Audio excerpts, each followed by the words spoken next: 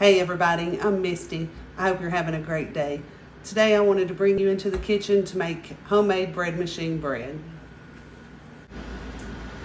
So the first thing we need to do is activate our yeast. To do that, I'm going to add 1 cup of warm water. This only needs to be warm. Hot water will kill yeast, so just use warm tap water. I'm going to add to that 2 tablespoons of white sugar.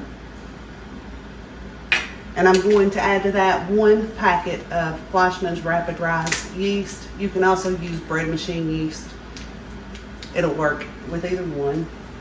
I'm going to put this packet in. We're putting this straight in the bread machine pan.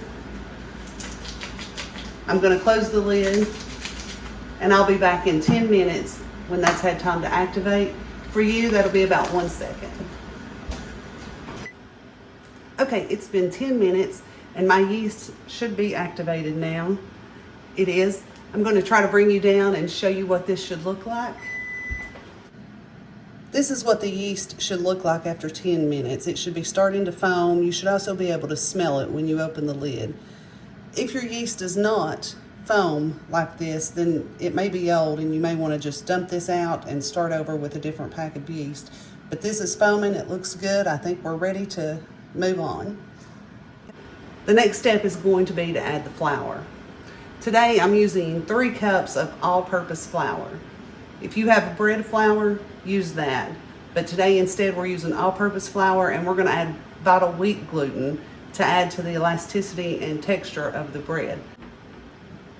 I'm going to put the 3 cups of flour straight in on top of the yeast mixture.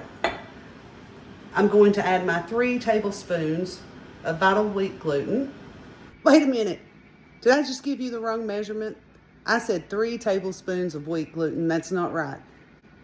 3 teaspoons of vital wheat gluten is the correct measurement. Sorry for the interruption. Vital wheat gluten is available for purchase on Amazon. I'll leave a link in the description below. I'm also going to add 1 teaspoon of salt. And I'm going to also add in a 1/4 cup of salted butter. You can use unsalted. I like the flavor of butter. If you don't have butter or you prefer, you can use a 1/4 cup vegetable oil. Either way, it'll turn out great. The next thing I'm going to do is I'm going to close the lid. I'm going to set my loaf size to 1.5 pounds and I'm going to set my crust color to medium. If you like a darker crust or a lighter crust, adjust it however you would like. And I'll be back to show you the finished product when it's done.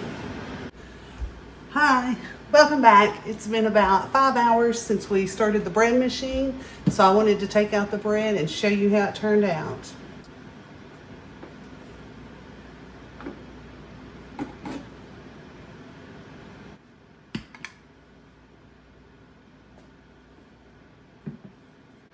It is still hot.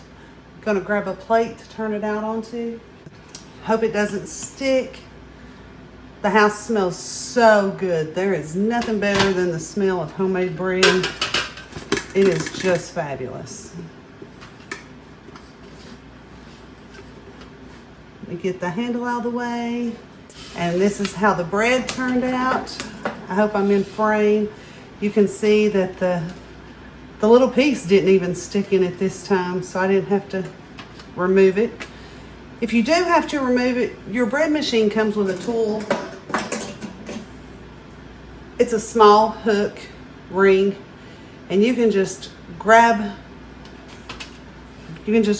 the paddle out and you can pull it out without damaging the bread too much. This is nicely browned, nice crust, smells wonderful. I'm going to give it a slice so we can see the texture.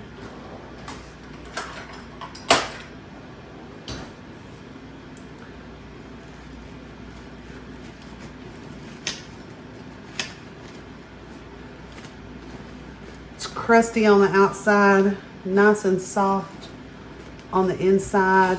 It's very hot and I'm burning my hands. Oh.